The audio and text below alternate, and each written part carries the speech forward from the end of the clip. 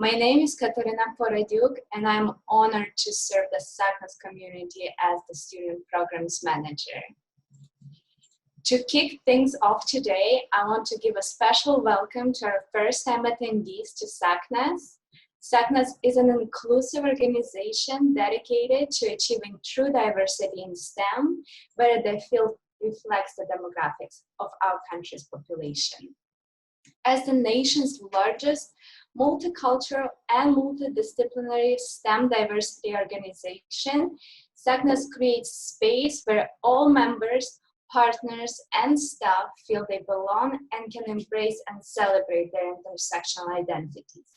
After today, I hope each of you will join us as an official member. I'm so happy to see all of you here today. You came to the right place. SACNAS today is about discovery. SACNAS Community College Day is meant for you to discover degrees and careers in STEM, as well as the tools and network of support you will need to get you to where you want to go. Here at SACNAS, you are now in a national setting. Over the next few hours, you are going to virtually meet fellow students and mentors from across the country. These are like-minded people who have similar obstacles and goals. I strongly encourage you to take advantage of this opportunity to share your dreams, your challenges, and your advice during the workshops and/or in the chat feature. This event is full of people who may currently be where you are and can relate to your experiences, or they may have been where you are in the past and can offer you advice for the future. This is an opportunity to discover what's possible, expand your support network, and grow together. So let's get started. Now, I would like to introduce the chair of SACNAS Community College Task Force that I have the pleasure to work closely with, Dr. Nicole Trecker. A little bit about Nicole. She holds a BS in biochemistry and PhD in immunology. Currently, she serves as the director of the Mathematics Engineering Science Achievement Program at Los Medanos Community College, working with STEM students to transfer and obtain a four-year degree. She is proud first-generation college graduate and Mexican-American. Nicole. Hey, thank you for that warm introduction, Katerina. And welcome all you community college students and professionals. I'm so glad that you're here virtually. I would first like to start off the day with a land acknowledgement. As we gather here for this meeting, physically dispersed and virtually constructed, let us take a moment to reflect on the meaning of place. And doing so, recognize the various traditional lands on which we congregate today. We want to acknowledge the elders, past, present, and emerging of all the land we work and live on with gratitude and respect. You can research native territory lands near you by looking at native-land.ca. And moving on, SACNAS Community College Day was created with community college STEM students in mind to provide a place for support and community. We have focused today on motivation and success, as well as professional and career insights. This is going on to be our 5th Community College Day, and I'm really excited that you're here to experience it. And this is our largest registrants to date, and I think it spans because we're able to reach a national-wide audience. So thank you for coming today. I'd like to introduce our Community College Task Force. You've met myself, Nicole, but I'd like to introduce the rest of our task force that's been working tirelessly to not only work on Community College Day, but also all of SACNAS Community College programming. We've been working on webinars throughout the summer, and we'll be working on webinars that are going to be upcoming that focus on students as well as community college professionals. Yanette Garcia comes from the STEM program director at Cypress College. And a fun fact about Yanette is she's going to be getting married this November, and she has a cat named Smokey G. Dr. Sharon Rivera is another MESA program director from Tacoma Community College, and she played the viola, or plays the viola, and originally wanted to attend college for music performance before a chemistry major.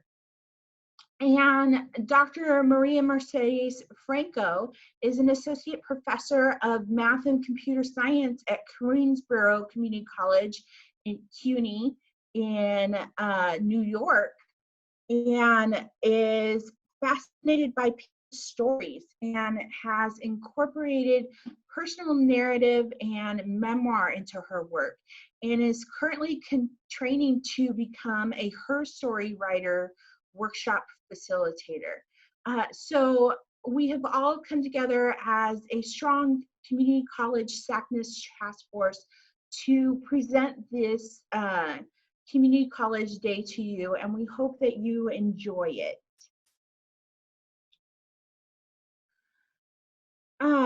I would like to present a short overview of community college day for you. We will be starting off with an amazing keynote speaker, Dr. Faresa Morales. We will then break into a set of workshops, which we have deemed workshop section number 1, in which we do have a choice of 3 workshops: empowering students to become agents of change, 1-minute madness, and helping you get started, the community college pathway to PhD pipeline. Then we will have a short networking session that leads into a break, and a workshop session 2, which you can choose from 3 amazing workshops: pathways to health professions, successfully navigating the roadmap, cultivating a sense of belonging through STEM storytelling among community college students, teamwork, making the dream work. And then we will come back to our main session room here and have a panel, Insights to Success, which we have both professionals and students. And we will have a closing reception, which has some awesome raffle prizes that you have to be present to win. We encourage you to keep introducing yourself and creating community through our chat. Please keep yourself muted so we can move through our discussions quickly and with less background noise. Also, you were emailed all of the links to Zooms to these different Zoom rooms as the workshops are going on concurrently. So make sure you find those links in your emails separately. And I will go ahead and introduce our wonderful keynote speaker, Dr. Faresa Morales. She is an active astrophysicist at NASA's Jet Propulsion Laboratory, who hunts for planets and seeks to understand their formation, and is also a professor at Cal State University Northridge, or CSUN, and Moore Park College. Born in the US, Morales was raised in Jalisco, Mexico, where she completed her primary education. As a teenager, she and her family migrated back to the US, where she completed high school in Los Angeles County public system. At 18 years of age, Morales married and began a family. With a 3-year-old daughter, and a 6-month-old baby, she began her college education at LA Mission Community College, where she majored in mathematics. The summer she transferred to UCLA, she participated in Caltech's SURF internship program at NASA's JPL laboratory. Her summer internship turned into an academic part-time job, and while raising her kids, Morales graduated with a bachelor's degree in astrophysics from UCLA and continued on to a master's degree in physics from CSUN. Her work on planetary debris disks at JPL with the Spitzer's telescope evolved into her PhD dissertation project and attained her PhD in physics from USC in 2011. She has a great story and she is here to tell it to you. So welcome, Dr. Faresa Morales. Good morning, everybody. Buenos dias, familia. Yes. Oh my gosh, I'm so nervous. I couldn't log in. I've had this difficulty with I had to reattach my modem, etc. Anyway, I'm glad I'm back in here. And thanks for the introduction. Although I didn't get to hear what you said, but I'm sure it was fine. I am super honored and happy to be with you a few minutes today to share with you a little bit, if you allow me, a little bit of my story, perhaps. If any of my story, I won't tell you the whole thing, Greg, so we're here all day, but I'll share a little bit. And I'm hoping that some of it resonates with you and maybe enlightens your path. That's all I'm hoping for. So that's my intention. And again, thank you for the organizers for inviting me. So I'm gonna start out by once upon a time. Érase una vez. A little bit on my story, and then you guys can like throw questions at me. We'll make it as interactive as we can. Katerina, before we get started, or I get started here, how much time do we have since I logged in late? You have 30 minutes. Okay. All right. So we can pace ourselves. All right, everyone. So let me start by sharing that I was in your shoes once, not too long ago. I went to community college myself. And that's why when I got invited to participate in your great event here for SACNAS, I was like, yeah, I can do community college. I was at community college. And I remember those years where I went to community college and I felt like this lost puppy. I had no idea, what to do, where to start. All I know is that I had to go to the offices and enroll, and you fill out an application, right? So you have like this vague idea of what to do. And I should share with you that when I came to the Community College Los Angeles Mission College in Silmar, California, which I still live here in Silmar, in the San Fernando Valley, I had a 3-year-old girl and a 6-month-old baby boy, so Natalie and Mark. And so I was already a mom, a parent, or so a mother, a homemaker. I had a little business going on, but then I thought, I should maybe go to school. So I'm starting school as an adult. So you can call me a late bloomer, right? So an adult person already with a family. And I go and enroll, and I find out that they have something called the Child Development Center. So I can bring my little girl with me. And so we kind of like went to school together. That was like, oh my gosh, it's so cute. I cried the first day I left her there. Any parents in the audience? Yeah, see? So community college is like an awesome place to go because there's, it's a little bit of flexibility. You're building your stepping stones to launch into a career, right?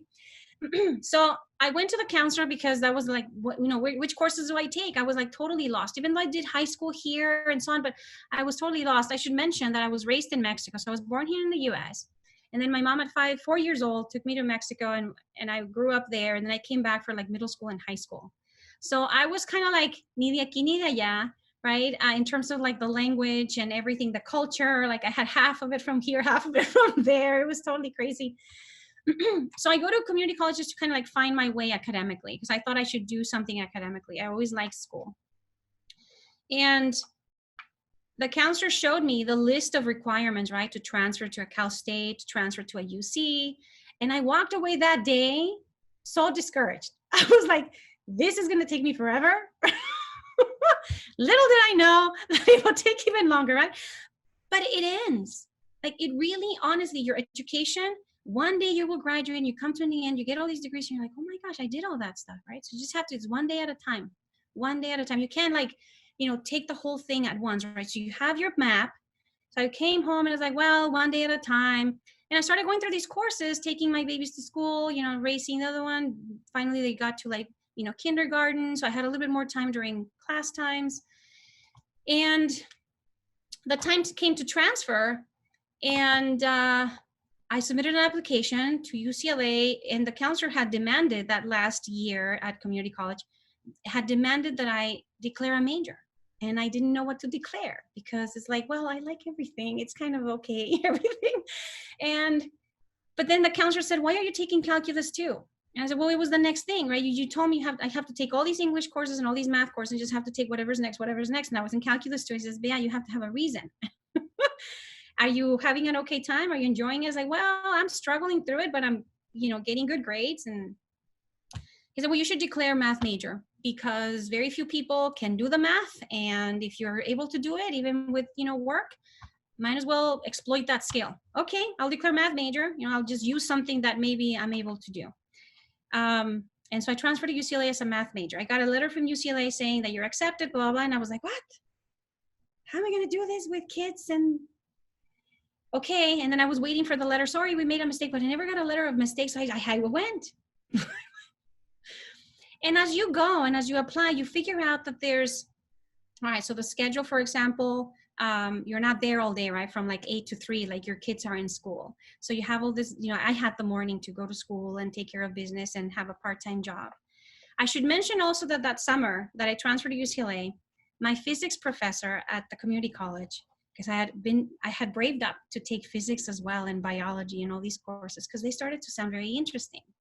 And I started to be able to do them. I mean, I recognized there at the community college that I could do these things. I built a platform, right? So community colleges are awesome places to get started. So the physics teacher shared one day, there's internships at JPL. And 2 people raised their hand, myself and another student. And the other student wanted to know which dates those summer internships took place. And I wanted to know, what is JPL? Note, I'm in my 20s, right? Still, but I just want to know what this acronym means. And I mean, I was growing up here in Southern California, and for me not to know what JPL was. How many people know what JPL is? You're ahead of me. So do you want to share what JPL is? Do you want to describe it? At least what the acronym stands for, anyone? Jet Propulsion Lab. Thank you, Amanda. Indeed, right? It's NASA's Jet Propulsion Laboratory here in Pasadena, right here in my backyard, right? And I had no idea that I had a NASA lab right here. So I applied for the internship and I got in. And again, I waited for the letter of, sorry, we made a mistake, but I never got it, so I went. So that summer, I'm transferring to UCLA. I'm doing an internship at JPL, learning how to be a scientist, an engineer back then. I was doing an engineering project. As an undergrad, right? You know that you feel that you don't know anything, especially then. But that's how you learn, right? They give you these opportunities, and I started to learn about these things. And what I want to emphasize in the little bit of time that you and I have to share is that raising your hand just to ask, like, what does that mean? Can take you places. So that was like 20 years ago, and I'm still at JPL. See, I'm wearing my NASA shirt today. That was 20 years ago in the year 2000. And now I'm an astronomer there. I finished my education, my undergrad, my master's, PhD, all working at JPL. While working at JPL, I held an academic part-time position there as I was going through full-time school and raising my babies, and they're still alive today. Yes. Great triumph. And so those 2 guys are in their 20s now, going through achieving their goals. So it's been a long trajectory. There's a few things that I would like to share with you, right, about this trajectory. So my start at community college was fundamental, right? I found opportunities there. Just pay attention, listen to yourself, try things out, raise your hand when you can. I know we're kind of, embarrassed to like slow down the class, or they're going to think that I'm dumb, or like all these things. And I didn't raise my hand all the time either. but I braved up every now and then, and it really does help. All right. So at UCLA, I ended up changing my major from mathematics to astrophysics. Any math majors in the room? No, I don't see anybody. I don't want to offend any math majors out there. But to me, I needed meaning, right? And inspired by the work I was doing at JPL, I moved from engineering to astrophysics. I changed my major to astrophysics. So I got my bachelor's in astrophysics at UCLA, and then my master's in physics at Cal State Northridge. And Cal State Northridge, by the way, for your master's, or any Cal State University, they cater to working adults. So their courses are like at nighttime, right? So the whole day you have to yourself, for kids, for family, for jobs. And then, you know, you can do your courses at nighttime a couple nights a week. So that's really, really cool. So I found that very supportive, the master's at Cal State level. And then I went to my PhD to USC, where I did a PhD in physics. So yes, I'm a trader. I went to UCLA and I became a Bruin, and then a Matador at CSUN, and then a Trojan at USC. What was that? But man, you guys are a tough crowd. I can't hear you laughing or anything, or maybe I know. Oh, we're laughing. We're laughing? Okay, good. All right, so the nice thing about that trajectory, right? So when I was going through it, it's really hard to see where you're headed. Like, what's going to happen with all that effort? Why am I doing this to myself? I kept asking myself, like, why? Nothing is guaranteed, right? And I was one of the students that I couldn't really stay on campus to do study groups and all that kind of stuff because I had my kids to come home to and cook. I was the cook.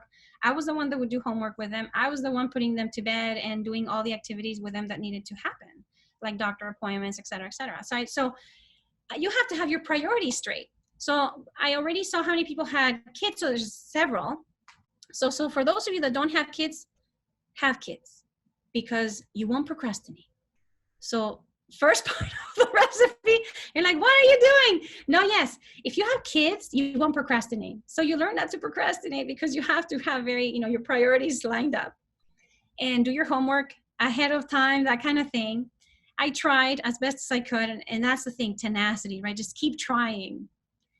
I told myself, I'm not sure whether I'll achieve a PhD. I am not sure what I will do, but I'd rather have tried and look at myself in the mirror and say, you know what, you tried. And then there was somebody or a whole list of people or institutions along the way that told me, sorry, we can't do anything else for you. So as long as somebody doesn't tell me that, or an institution or so on, and I have to find other ways and so on and so forth, I will keep pushing as long as there's an opening. As long as a door is open, I have to keep walking through them. I have to keep trying. Because I knew that an education doesn't fight with anybody in the sense that it's not going to fight against you, right? If you have an education, it'll always work for you. And then doors will open that you didn't even know were there, right? And I'll give you examples of that as we go along. So tenacity, keep working at it. You don't know exactly where you'll end up, but you know where you're headed more or less in that direction, right? And then opportunities arise and you'll hold on to those. So keep at it. I want to invite you to start already raising your hand, asking questions to direct this conversation to where it most serves you. So go ahead and jump in if you have a question or a comment right now. What's it like working at JPL? What's it like working at JPL? So thanks for asking that one.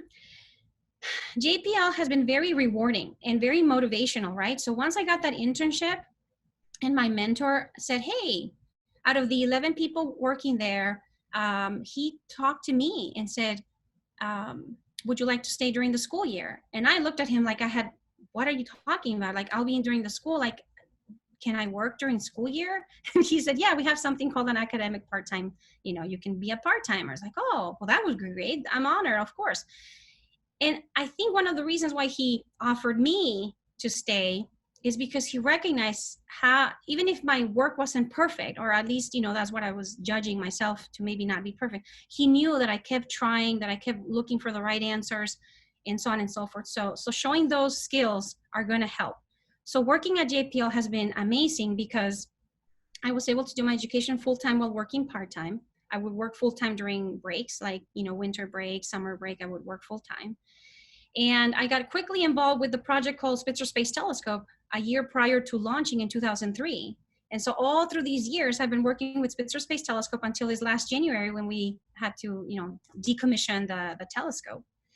And so I kind of grew up with this mission and became an astronomer while using this space telescope. And so I learned to be an astronomer.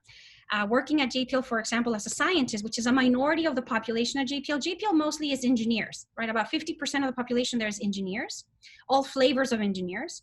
And then about 15% is like scientists. And the rest are like administrative support, you know, secretaries, etc., HR. But the majority are engineers. So the 15% scientist kind of person that I am, the days vary, right? So let's say I submit a proposal to use the telescope in Hawaii, which I, you know, typically have used for like once a year, twice a year in the past decade or so. So sometimes my work is to go to Hawaii and spend all night observing at the telescope and sleep during the morning and then go to the beach and then go observe at nighttime, et cetera, et cetera. So a few days are like that. And then I come back and analyze the data. So I'm in my office or here at home now during the quarantine, analyzing data, talking to my colleagues, having meetings, and then preparing an article because I need to publish the data. It's awesome results, or you know, organize talks and then go to a conference. So there's a lot of travel going on as well during the year, although not this year, but I've been to a lot of places around the world because you go there to present your results. And that's one of the very rewarding things in my life overall, that, for example, as a graduate student already going through finishing my master's and going through my PhD, I obtained this beautiful data from Spitzer Space Telescope on the dust. So what I do is I study the dust around other stars that form planetary systems. And so when I was studying this dust, we have these observational results from Spitzer, right? Spitzer is telling us exactly at what temperature this dust is at, something about the architecture, therefore. A technique called spectroscopy reveals the composition of the dust. So I can tell something about, you know, the characteristics of the dust in terms of its chemical composition, temperatures, etc. And I'm plotting these things. Okay, so I have several sources. I plot this versus that to find trends. And I find real trends and I publish this data. And then people in conferences say, oh, according to Morales et al., blah, blah, blah. And according to Morales et al., and I'm shrinking in my seat like, oh my gosh, they're quoting my paper, or they're quoting my work. And it's not so much the recognition of my colleagues around the world, but it's the recognition that this one young mother, Latina scientist, right, is able to contribute to this cosmic puzzle so I can die in peace. In other words, JPL has offered me the opportunity to feel that my life has been worth it, that I've been able to contribute. And now I'm also a program manager. And in that sense, I'm able to allow or support astrophysical research in a larger scale. I'm still doing research. And I don't know if during the introduction it was mentioned, I'm also a teacher. I teach full-time at Moore Park College and part-time at Cal State Northridge, just because there's like 3 of me.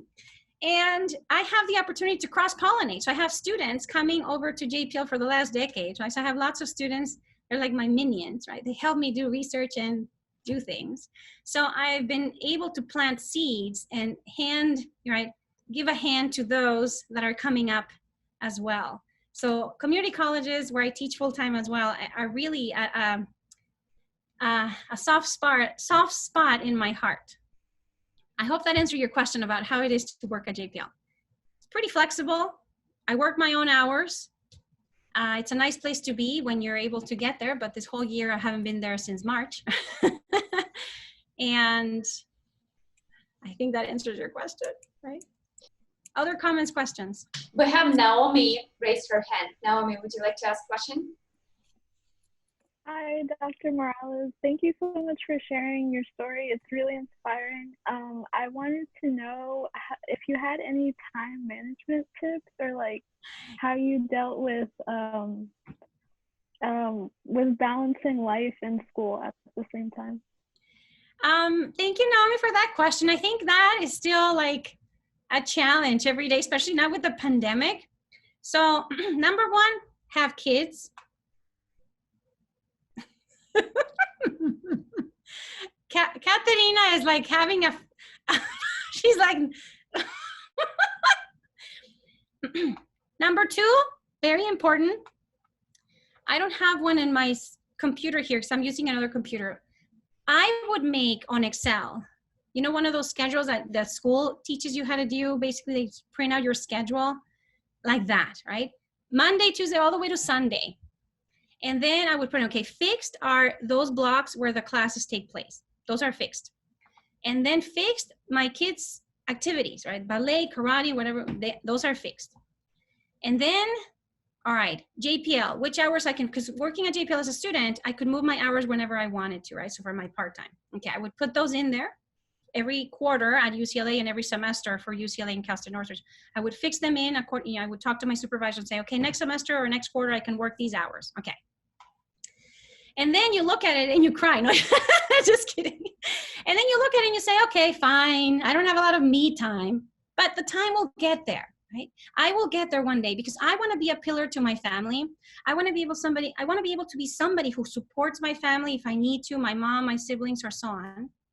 And one of these days I will get there with the right degrees and the right jobs. I just have to keep pushing. So I ended up missing a lot of birthday parties for my cousins and like little cousins, son, and I would send my babies with their dads, like, okay, you guys take them, right? My sister, you take it. So I would go like 50-50. I try to make like 50% of the family activities because family or Latino families have a lot of parties. So you have to cut down on those. And then as the kids got more mature, right, because they went to like I spent 3 years at community college, 4 years at UCLA because I changed my major from math to astrophysics. So it took me 7 years to get a bachelor's, and then 2 more years for the master's, and then I took a year break, and then 4 more years for the PhD. So in total it was like 13 years of school. So these kids got through high school. So as they became more mature, I had more time for myself. And then basically what I do now still, I have this like it's like a religion to me. When I could, not this year, but on Friday evenings when I was done with school, done with work, I would like drag myself to the movie theater by myself. Just, that was like my, you know, my treat. I love popcorn. Buy my can of popcorn and go sit there in a dark place by myself. And I would do that. So you have to learn to treat yourself. Right? Put the goal that you'll have that frozen yogurt by the end of the week, but not right now. You have to work on this. And so starting with that schedule, I think for me, that schedule was really elemental because it would guide me. It's like, you know what, if I don't do this homework now, I'm not going to have time later because I have to go to karate, etc. for my kids and so on. So I hope that helps. Does that help, Naomi? It does. Thank you. We have Eduardo Flores raised hand. Eduardo, would you like to ask a question? Hi, Faresa. Hi. I just had a question on how many units did you finish taking at community college? And how was the transition from going to community college to going to UCLA? I'm glad you asked because I had no idea when I transferred out of each one of these schools. You never really know how the dynamics are and you don't discover them until you get there, right? So there was one semester at community college that I took 18 units. That was crazy. Even though they were all like easy classes like cinematography and like, you know, who knows what else. I said to myself, I'll never do this again because it was super busy, even though there's, you know, there's a lot of deadlines, right? And then I tried to maintain 12 units. That was like my bottom line. I just really wanted to maintain 12 units because otherwise my plan to transfer, you know, it would be like forever. I'm so dramatic. I'm sorry, but it's like, no. Okay, so I just really try to stick with 12 to 14 units. I think I took once, but the 18 was like really early on, and then I promised myself I would never do that again. I also try to do summer school because that helps check off a couple of boxes, right? If you do summer school. And remember, you guys, this is the time to invest, right? Do it now when you don't have like too many responsibilities, like a mortgage and car payments. You may have a car payment, but you know, whatever it is that you have, it becomes more later. Right, so might as well invest in your education now and check off a lot of boxes. When I transferred to UCLA, I was happy taking 12 units. Plus, it was the quarter system, right? So that shrinks from 15 weeks to 10 weeks. And so it was a little bit faster pace on the first quarter, but then later I got used to that because you only have to take 3 classes to do 12 units, because over there, your classes typically at community college are like 3 units a class. Over there at UCLA are 4 units a class. So 3 classes is 12 units. So it actually didn't feel as bad. It almost felt like between a summer and a semester kind of load. Only 3 classes, 3 classes, 3 classes for quarters. Then when you go to a master's at Cal State, classes are full-time, let me put it this way. No, a full-time graduate student is 8 units load. And each class is 4 units because they're graduate level. They're like the 600 level. So you only have to take 2 classes per semester to be full-time master's student. And then at USC, 6 units is full-time for a PhD student. 6 units, which meant 2 classes for 3 units each. And I did, 4 years there, and that's it. So it's interesting how your unit load, right, actually shrinks, but the amount of work is about the same, because even though you're only taking 2 classes, you're going deeper. But that's the stage you're in. And it's always a challenge, right? The next class is a challenge. You look back at the previous class like, man, that was so easy. I wish I was there. Well, no, you're always being challenged with the next one. Just keep at it. Thank you, Eduardo. Does that help? Thank you. Yes, thank you. You're welcome. Mariano Delgado has their hand raised. Hello, Ms. Morales. I had a question. Hi, Since you said that you were majoring in mathematics at first, yeah. what made you change to astrophysics, or what made you realize that you liked astrophysics?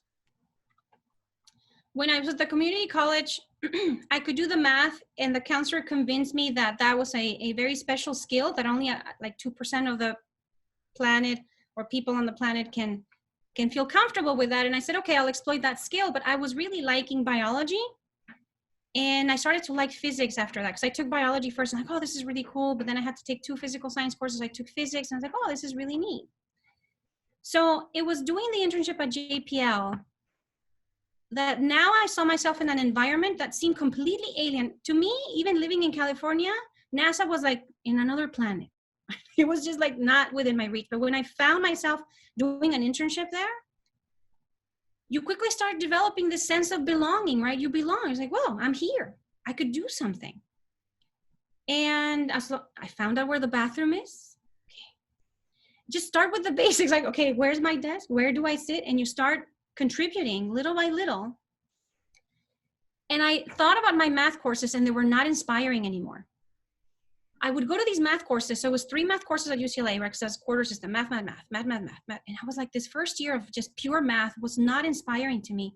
And JPL was just like, oh my gosh, I'm so in awe of everything that's happening. So I wanted to do engineering or science, but some meaning in the mathematics. So what I was looking for was meaning. I wanted to apply the math, not to maximize somebody's profit, not to, do whatever else with it, but I wanted to apply it to answering questions about the universe. So either through biology or through physics and astrophysics. So I found astrophysics more challenging and inspiring. As like, oh, do you need an astrophysicist? Like, maybe I should do that, right? So I challenged myself to try to be an astrophysicist. And look at me today, I am an astrophysicist. So I have students that come to me and say, Professor, did you know you're like 1 in a million? Because there are very few astrophysicists on the planet. Like, oh yeah, I'm 1 in a million.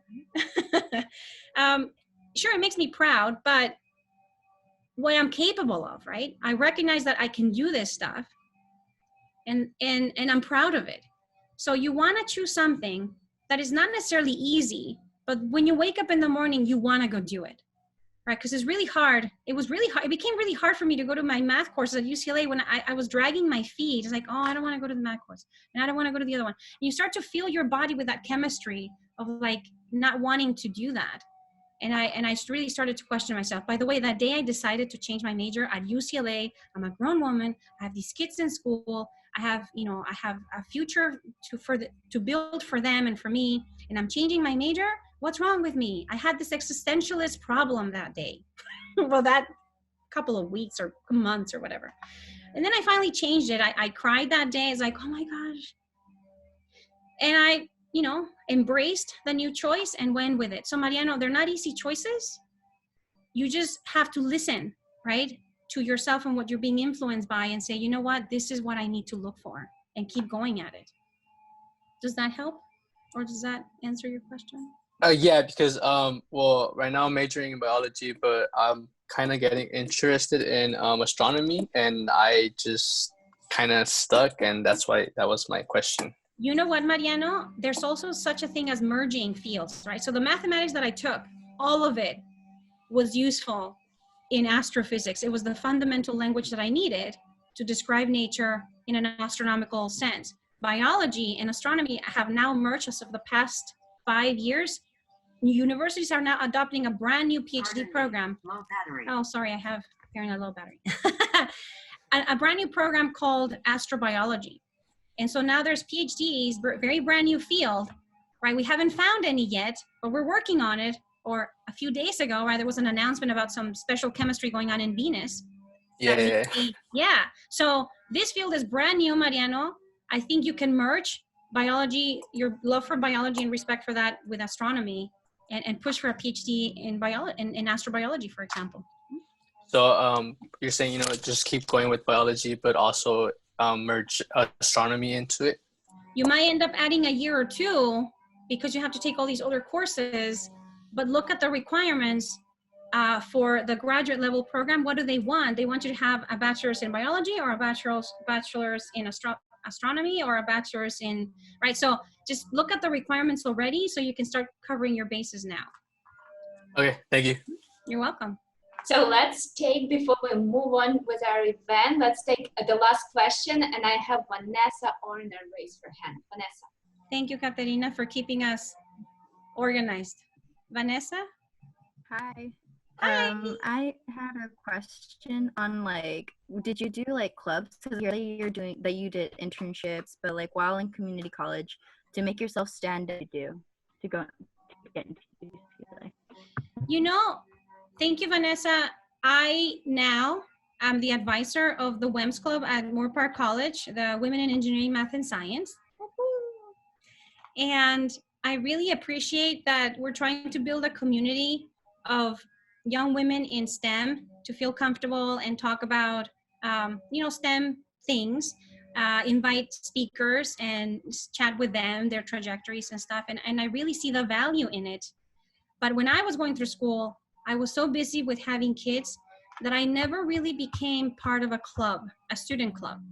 The only thing I ended up doing was student body government a little bit. I was one of the judges. I forget what it was called. And I did also join the Alpha Gamma Sigma Association, an honor society. But I only went to one conference once, and then I didn't do very much for the remainder of my graduate school or anything. So I didn't have a lot of time. But if you find a community that supports you in that sense, that's ideal. For example, my family they supported me in the sense that I could leave my kids in the afternoon for an hour or two with my sister or my brother, their dad. But my mom, for example, was absolutely not supportive. She would say that I was making a mistake, that I'm a mom, I should focus on my children. What am I doing? Why am I going to school? So my mom was, for example, not supportive. Today you ask her, oh, she's super proud. She has an astrophysicist at NASA. But back then I would cry because it's like, Mom, really? Okay, then I would tell myself, you cannot listen to this woman because she doesn't understand. I don't even know where I'm going, but I need to keep pushing. So if you find a community, and if that's a club on campus that understands more what you're trying to do, even if you don't find the understanding at home, yeah, definitely support it. Yeah, go for it. Thank you. Thank Run out you, of time? Vanessa. No, we have last question that I would like to ask you. What is your advice to a current community college student who wants to be a scientist? Internships, one word. Just do internships, right? For me, it obviously worked out very well in the sense that I did an internship. I became a student worker, and then after that, I had built a community there. I did all my education as I was working. So it's very different to see, in theory, what the field is like versus doing it. And they're like two different worlds. But when you're able to do an internship and go through your education and start to merge things, right? And be up to like state of the art, what's really going on in the field and so on, that's invaluable. So internships, everybody, go for internships. Just go to their websites for the NASA lab or any, company that you're interested in. Look at their website, look for student internships and apply. And if they call you in, you just go. You don't know anything. When I employ students, I already know, nobody knows anything when you're born, right? We're gonna teach you. That's what it's for. Thank you, Faresa. Thank you joining us this morning and speaking to the students. Thank you so much for your time. My pleasure.